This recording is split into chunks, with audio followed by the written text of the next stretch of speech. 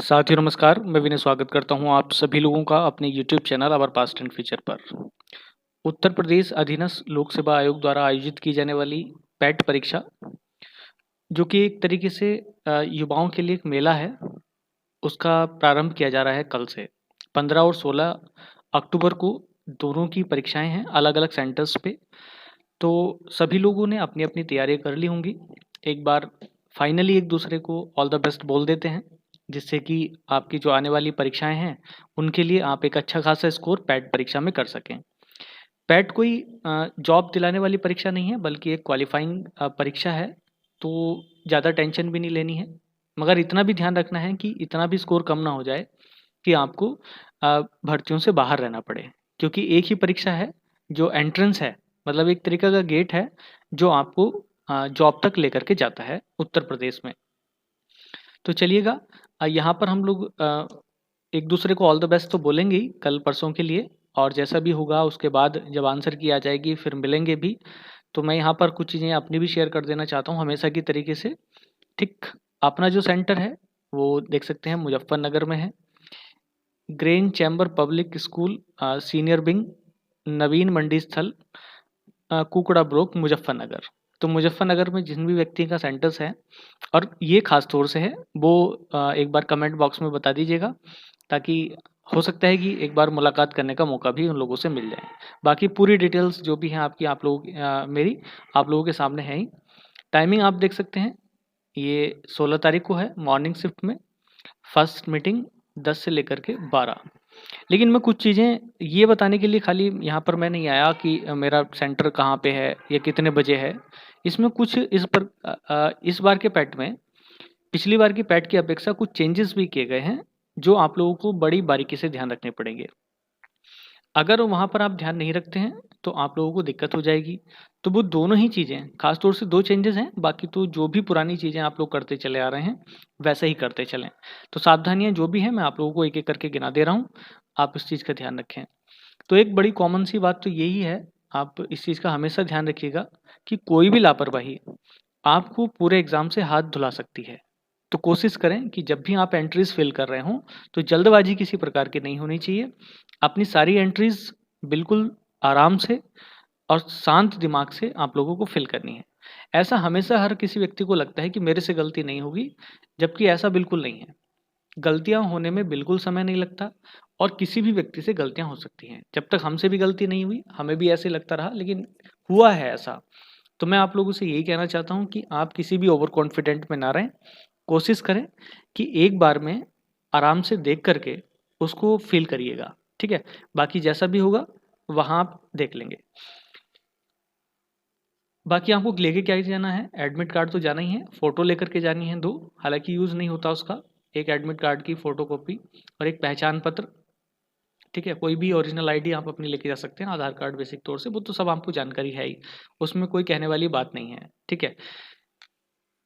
लेकिन 2 नई चीज़ें हैं जो आपको ध्यान में रखनी है, वो यहाँ पर देखिएगा। वैसे तो आपको पता चल गया होगा, लेकिन लास्ट टाइम पे रिकॉल कर लेना बहुत ज़रूरी है। परीक्षा प्रारंभ होने के आधा घंटा पूर्व मुख्य प्रवेश द्वार बंद कर दिया जाएगा, और परीक्षा प्रारंभ होने के पश्चात किसी भी दशा में अभ्यर्थी को परीक्षा कक्ष में प्रवेश नहीं दिया जाएगा। कहने का मतलब ये है कि अ, आधा घंटा पहले ही आपको पहुंचना है हर हालत में। अभी आपने ग्रुप डी में, जो रेलवे की ग्रुप डी परीक्षा हुई थी, बहुत सारे लोगों को रोते हुए देख लिया होगा। तो कोशिश करें कि जहाँ से भी, वैसे भी सेंटर्स दूर-दूर हैं, तो अपना समय की व्यवस्था करते हुए आप लोग वहाँ पर पहुँचे, और इस बार आधा घंटा पहले ही गेट बंद कर दिया जाएगा। तो फिर किसी से शिकायत करने की आवश्यकता होनी भी नहीं चाहिए, क्योंकि आपको पहले ही रिटर्न में लिख करके दिया जा रहा है। तो अगर आपका सेंटर ज़्यादा दूर है, तो पहले ही आप लोग इसकी व्यवस्था कर लीजिएगा। बाकी जैसा भी होगा वो तो हो ही जाएगा। नीचे वही सारी चीज़ें दे रखी हैं जो आपको अ, ले जानी होती हैं, नहीं ले जानी होती हैं, है नहीं? सैनिटाइज़र वगैरह ले जा सकते हैं, बाकी जो आपत्तिजनक चीज़ें हैं उसको आप नहीं लेके जा सकते हैं। उसके बाद यहाँ पर आप देखिएगा, इस बार क्या मिलेगा, जैसे अभी आप नीचे देखेंगे, पहले क्या होता था, जो आपकी ओएमआर होती थी, ठीक है?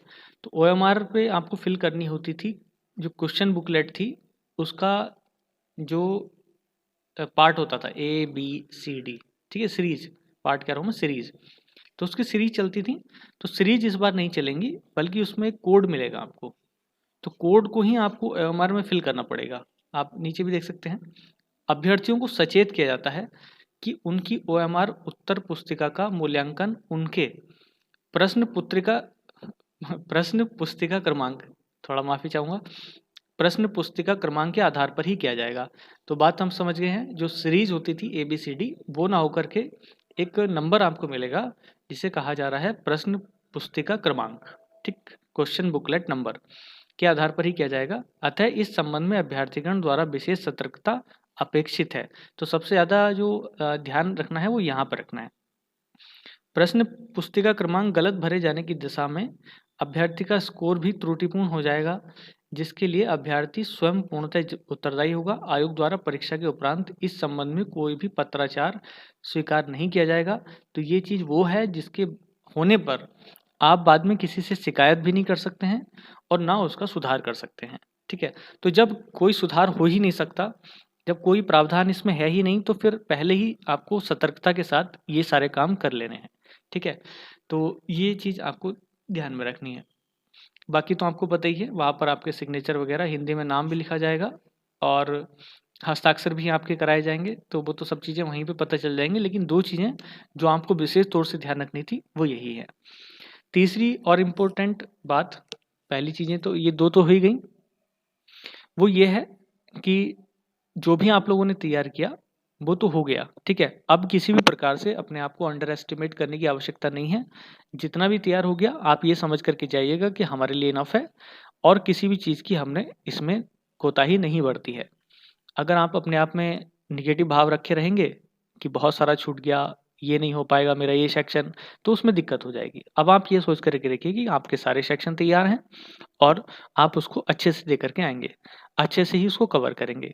तो मैं समझता हूँ कि सारी चीज़ें आप लोगों को पता चल गई होंगी और जैसा भी होगा आंसर की आने के बाद हम लोग एक बार फिर डिस्कशन कर लेंगे, क्योंकि आगे तो चलना ही है। तो फिलहाल आप लोग इन चीज़ों पे ध्यान दीजिएगा, जो भी कुछ होगा अब इस परीक्षा के बाद ही होगा। तो चलिएगा, मैं एक बार दोबारा से आप लोगों को 15 और 16 तारीख जो भी हैं उनके लिए मैं ऑल द बेस्ट कहूँगा। आप लोग ध्यान रखिएगा और मिलते हैं नेक्स्ट वीडियो के साथ। तब तक के लिए धन्यवाद। जय हिंद।